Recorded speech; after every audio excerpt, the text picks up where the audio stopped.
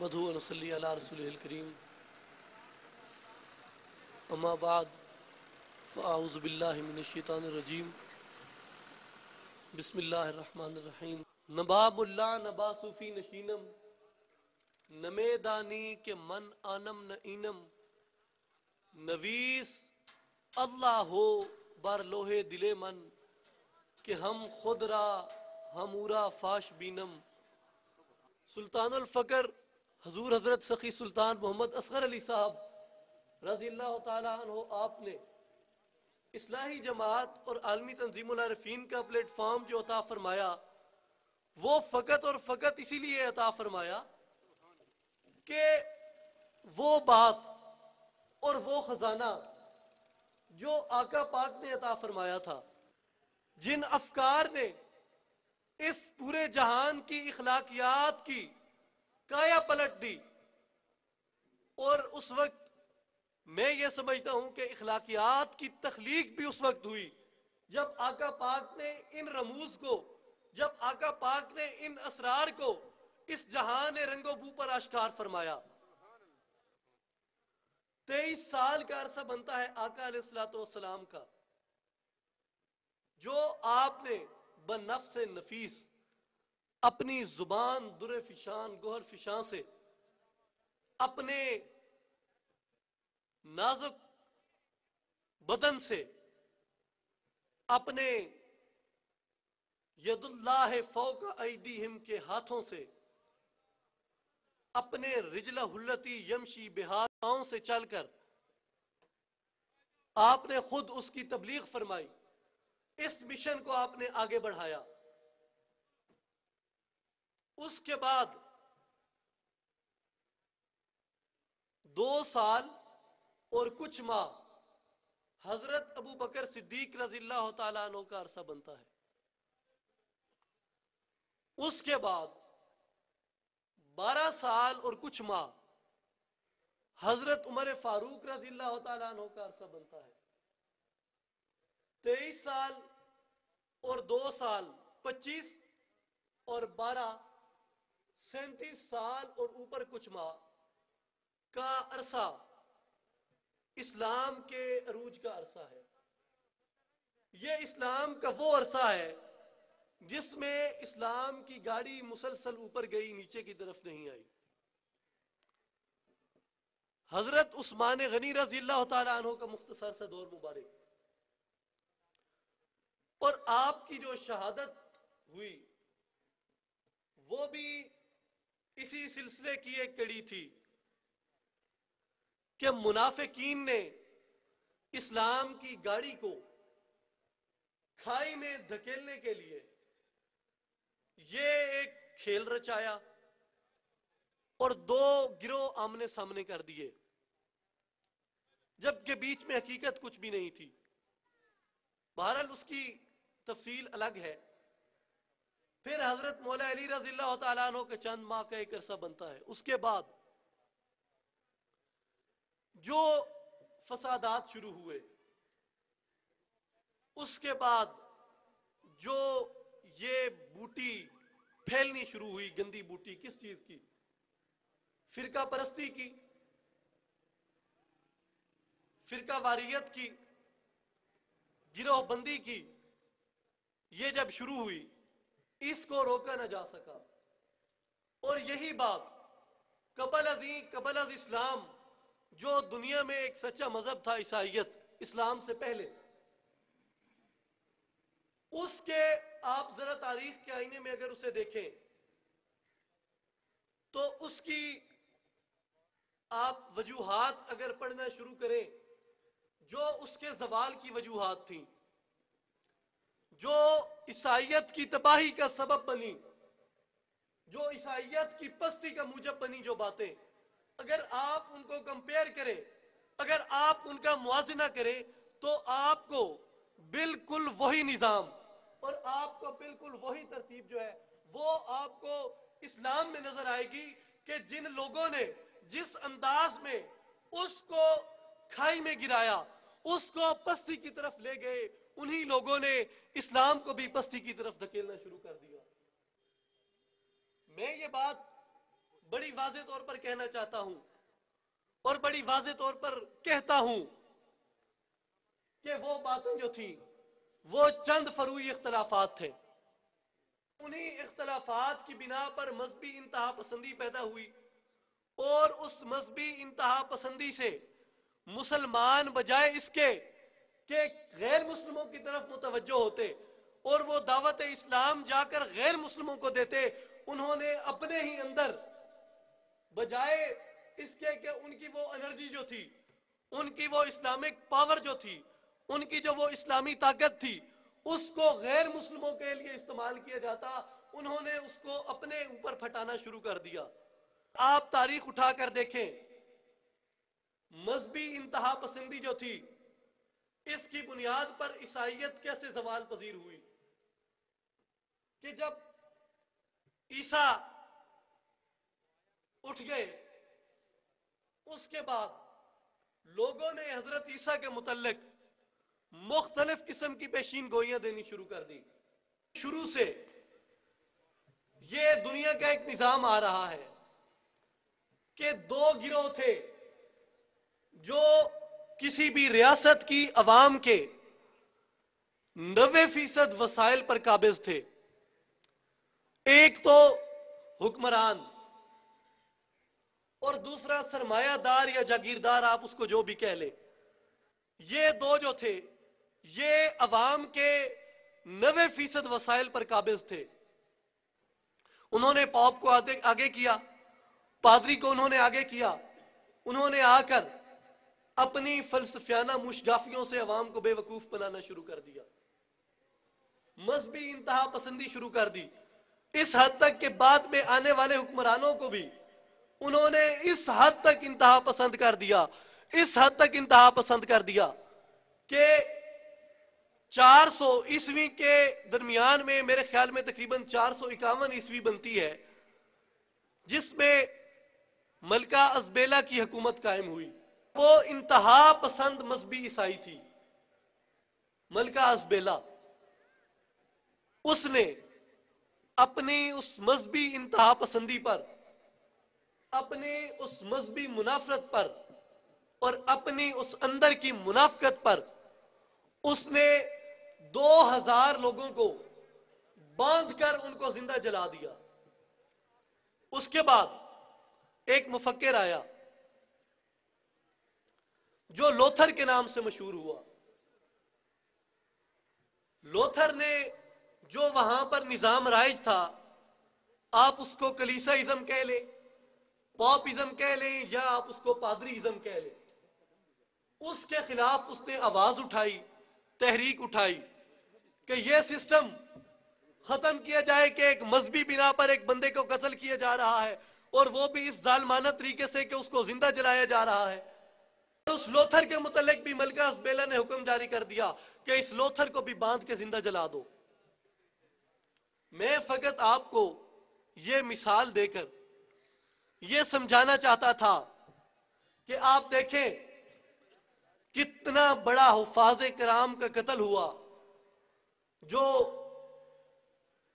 خلافت راشدہ کے فوراً بعد ہوا، بلکہ وہی دورانیہ تقریباً بنتا ہے. اس کے بعد اسی انتہا پسندی نے، اسی مذہبی انتہا پسندی نے، اسی مذہبی فرقہ واریت نے آگے بڑھنا شروع کیا، آگے بڑھنا شروع کیا اور اس حد تک بڑھی کہ آپ لوگوں نے اپنی کھلی آنکھوں سے اس کے نتائج دیکھے کہ کئی سر یتیم ہوئے، کئی سر بیوہ ہوئے، کئی سر بے سہارا ہوئے، کئی گھر اجڑ گئے. اور پھر جو وسائل تھے، جن وسائل کی بنیاد پر عوام اس چیز کو روکتی تھی، وہ وسائل پھر انہی ہاتھوں میں چلے گئے جو عیسائی حکومتوں میں تھے، اور وہ وسائل یا حکمرانوں کے پاس چلے گئے یا سرمایہ دار کے پاس یا جاگیردار کے پاس چلے گئے. عوام جو تھی اس کے ہاتھ میں پھر وہی خالی کاسے تھے. اسلامی ریاست کا کیا کلیہ ہے؟ حضرت عمر فاروق رضی اللہ تعالیٰ عنہ فرما رہے ہیں کہ اگر دجلہ کے کنارے پر ایک کتا بھی بھوکا رہ گیا تو اس کا حساب بھی عمر سے ہوگا. اسلامی ریاست تو یہ کہتی ہے، اسلامی نظام ریاست تو یہ ہے. اور جب عوام کے 90% وسائل ان کے ہاتھ میں چلے گئے، اس سے کیا ہوا؟ جہاں پر کئی لوگ بھوک سے پیاس سے مر رہے ہیں، ان کے 90% وسائل بالائی ایوانوں کے اندر ہیں، تو پھر فرد خراب ہونے لگا، فرد کے اندر خرابی شروع ہو گئی. اور جب اس فرد کے اندر خرابی ہوئی، اس فرد سے وہ خرابی بستی میں پھیلی، بستی سے وہ خرابی علاقے میں پھیلی، علاقے سے وہ خرابی خطے میں پھیلی، خطے سے وہ خرابی ریاست میں پھیلی، اور پھر ریاست سے وہ خرابی پوری امت میں پھیلی.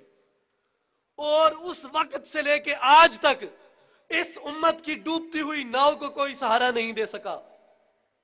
آپ دنیا کی تمام تاریخیں چھوڑ دیں، آپ دنیا کی تمام تاریخوں کو کمپیئر کریں اسلام کی تاریخ کے ساتھ، آپ کو پتہ چلے گا کہ پوری دنیا کے مذاہب کی، پوری دنیا کے نظاموں کی غداریاں ایک طرف، اور جو اسلام کے اندر غداریاں ہوئی ہیں وہ ایک طرف.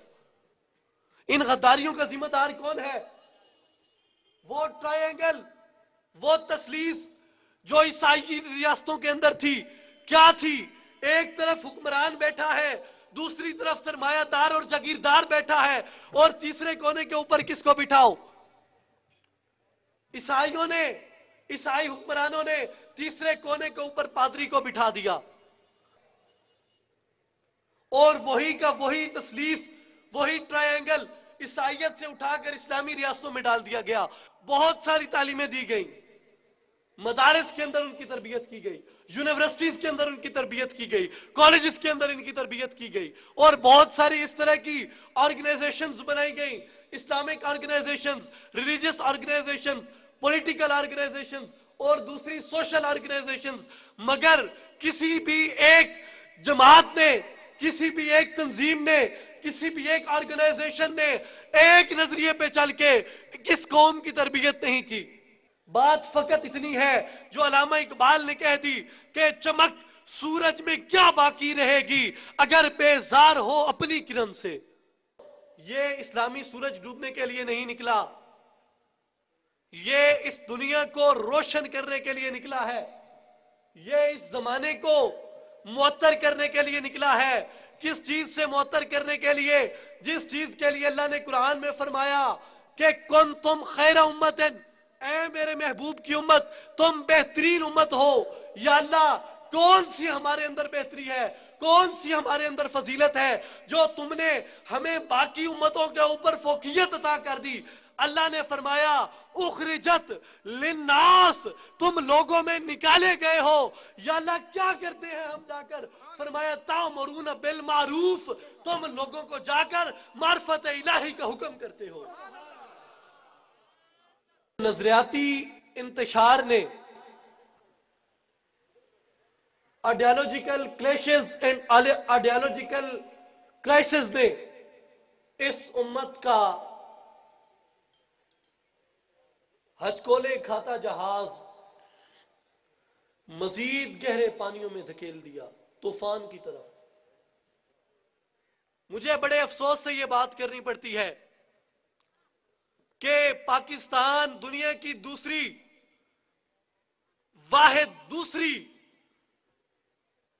نظریاتی ریاست ہے جو فقط اور فقط نظریہ لا الہ کی بنیاد پر وجود میں آئی. مگر ان 58 سالوں کے اندر کون سی ایسی حکومت آئی ہے جس نے اس قوم کی نظریہ لا الہ کی بنیاد پر نظریاتی تربیت کی ہے؟ کس قوم نے ان کو بتایا ہے؟ کس حکومت نے ان کو بتایا ہے؟ کس گورنمنٹ نے ان کو بتایا ہے کہ پاکستان کے بننے کا مقصد کیا ہے، پاکستان کے نظریات کیا ہیں؟ ویسے تو نعرہ لگا کہ پاکستان کا مطلب کیا؟ اونچا بولیں، پاکستان کا مطلب کیا؟ پاکستان کا مطلب کیا؟ لا الہ الا اللہ. ہمیں فقط یہ بتایا تو گیا ہے، مگر مفکر سے پوچھے جا کر، مفکر پاکستان سے پوچھو جا کر کہ اقبال تم نے جو یہ نظریہ دیا کہ ایک اسلامی ریاست ہو جو نظریہ لا الہ کی بنیاد پر وجود میں آئے، اور جس کا قائد یہ کہہ رہا ہے کہ دنیا کے اندر جہاں بھی کوئی بھی کلمہ گو ہے وہ پاکستانی ہے، کوئی بھی لا الہ الا اللہ محمد رسول اللہ کہنے والا ہے وہ پاکستانی ہے۔ اس کے مفکر سے جب پوچھا کہ اقبال آپ کی کیا سوچ ہے اس کے نظریے کے بارے میں، چوں میں گویم مسلمانم بلرزم کہ دانم مشکلات لا الہ را، کہ میں جب کہتا ہوں کہ میں مسلمان ہوں تو علامہ اقبال کہتے ہیں میرا پورا وجود کانپ اٹھتا ہے، میرا پورا وجود لرز جاتا ہے۔ اقبال مسلمان کے نام پہ تیرا وجود کیوں لرز اٹھتا ہے؟ کہا دانم مشکلات لا الہ را، کہ میں لا الہ کی مشکلات سے واقف ہوں۔ مشکلات لا الہ کیا ہے؟ مشکلات لا الہ کون کرواتا ہے؟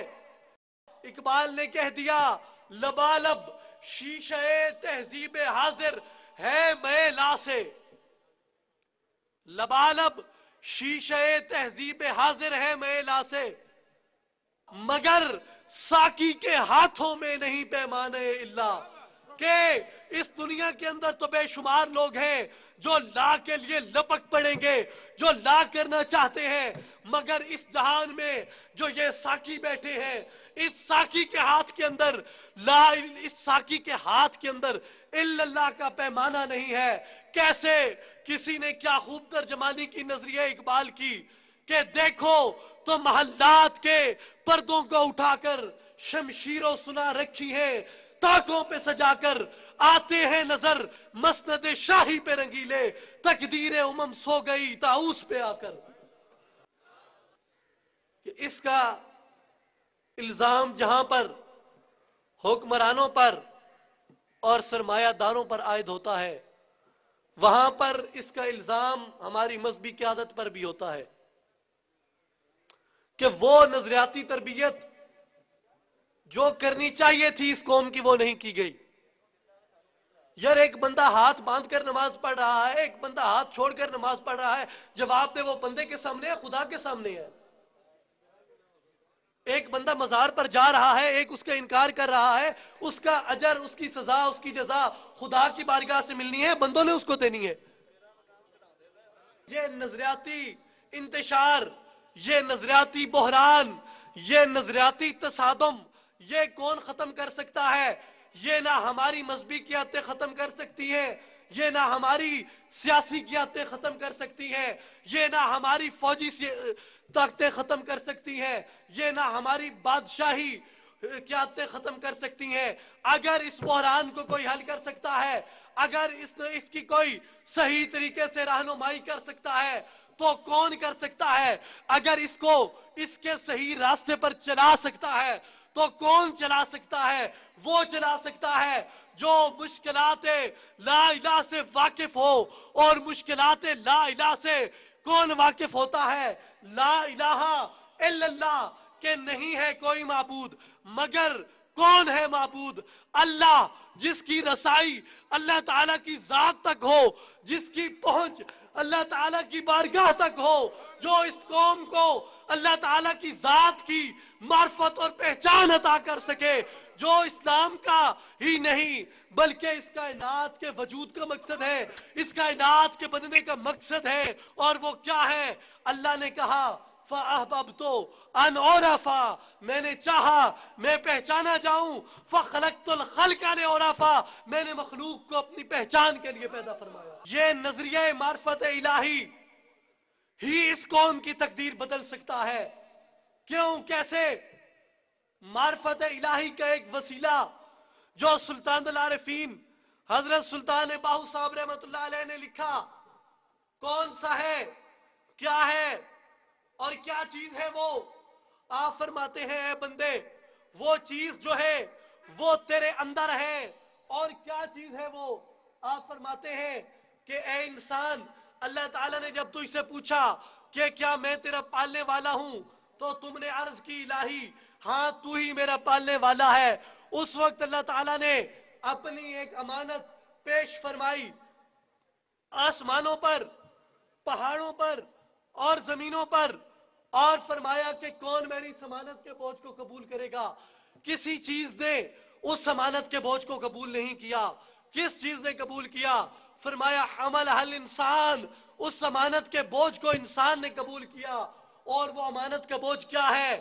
میاں محمد بخش صاحب رحمۃ اللہ علیہ فرماتے ہیں کہ بار عشق دا کہیں نہ چایا تے کر کر ازر بہانے، آنکھ بلا بلا سہیڑی انسانے نادانے، کہ وہ جو بار تھا، وہ جو بوجھ تھا، وہ جو امانت تھی، وہ کیا تھی؟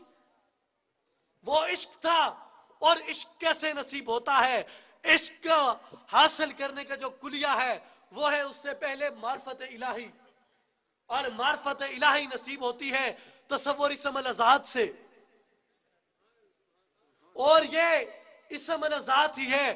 مجھے جب بھی آپ سے مخاطب ہونے کا، جب بھی کسی بھی جگہ پر مجھے مخاطب ہونے کا موقع ملتا ہے تو میں اسی بات کو واضح کرنے کی کوشش کرتا ہوں، جو سلطان الفقر کا نظریہ ہے، جو عالمی تنظیم العارفین کا نظریہ ہے، جو اصلاحی جماعت کا نظریہ ہے کہ آؤ اور سنو اور دیکھو اور پرکھو کہ کیا ہے وہ بات اور کیا ہے وہ حقیقت جس کے اندر اسلام کی بقا پنہا ہے، اور وہ چیز ہے جو آقا علیہ السلام نے صحابہ کرام کو عطا فرمائی تھی۔ صحابہ کرام کو کیا عطا فرمایا؟ خالد بن ولید کو کیا لقب عطا فرما رہے ہیں آقا پاک؟ سیف اللہ، یعنی اللہ کی تلوار۔ اور سیف اللہ کو اصطلاح تصوف میں، تصوف کی زبان کے اندر حضرت سلطان باہو صاحب رحمۃ اللہ علیہ نے اسم الذات کی شمشیر بے نیام لکھا ہے۔ یعنی خالد بن ولید رضی اللہ تعالیٰ عنہ کو کیا چیز عطا ہوئی؟ بے نیام، اسم الذات کی تلوار حضرت خالد بن ولید کو عطا کی گئی۔ دنیا کے اندر جو انقلاب آیا، جو خالد کی تلوار نے لایا، وہ چمک اور وہ اس انقلاب کی جو چمک تھی وہ حضرت خالد بن ولید کی لوہے کی اس چمکتی ہوئی تلوار سے نہیں تھی، وہ اس تلوار سے تھی جو ان کے باطن کے اندر آقا پاک نے رکھ دی تھی۔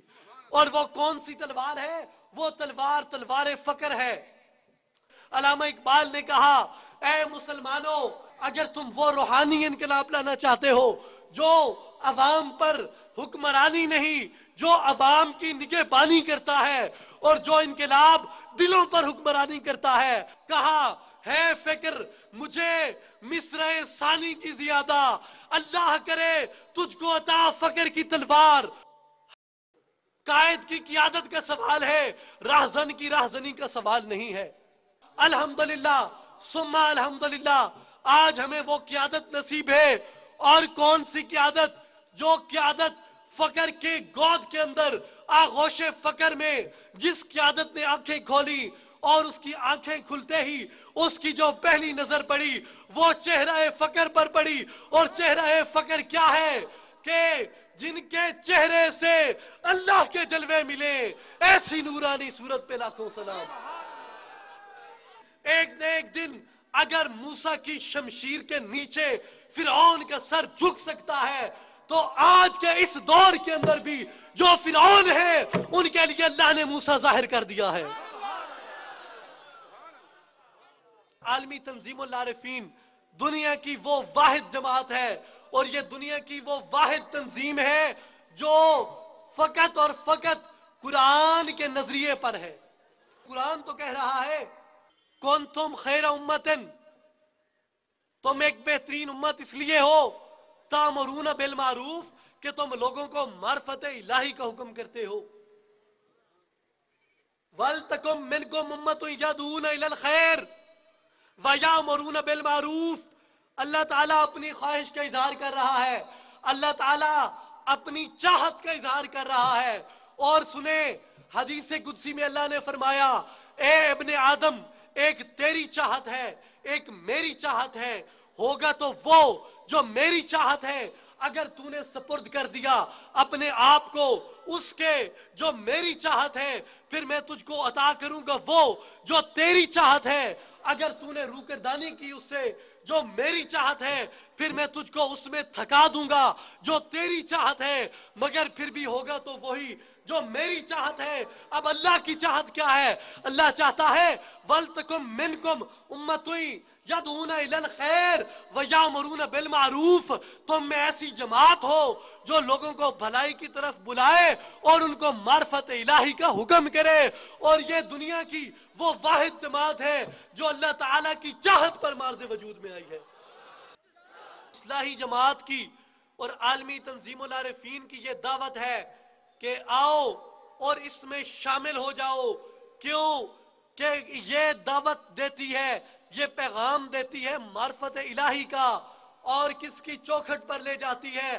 جس کی چوکھٹ پر آج بھی یہ نعرہ لکھا ہوا ہے کہ طالب بیا، طالب بیا، طالب بیا، اے طالب حق آجا، اے طالب حق آجا، اے طالب حق آجا، تارسانم روز اول با خدا، تاکہ میں تجھے پہلے ہی دن اللہ تعالیٰ کی ذات سے واصل کر دوں۔ آؤ، اگر اللہ تعالیٰ کی ذات کی معرفت و پہچان حاصل کر کے وہ تیغ فقر حاصل کرنا چاہتے ہو، وہ تیغ خالد حاصل کرنا چاہتے ہو، وہ سیف اللہ حاصل کرنا چاہتے ہو، تو آؤ، آپ کو یہ سالار عارفین سلطان محمد علی صاحب کی یہ دعوت ہے کہ اس پرچم تلے جمع ہو جاؤ۔ اور پھر کیا ہوگا؟ اور پھر وہی ہوگا کہ پھر وہ جب تلوار فقر عطا ہو جائے گی تو سلطان العارفین فرماتے ہیں کہ چون تیغے لا بدستاری بیا تنہا چغمداری مجو از غیر حق یاری کے لا فتح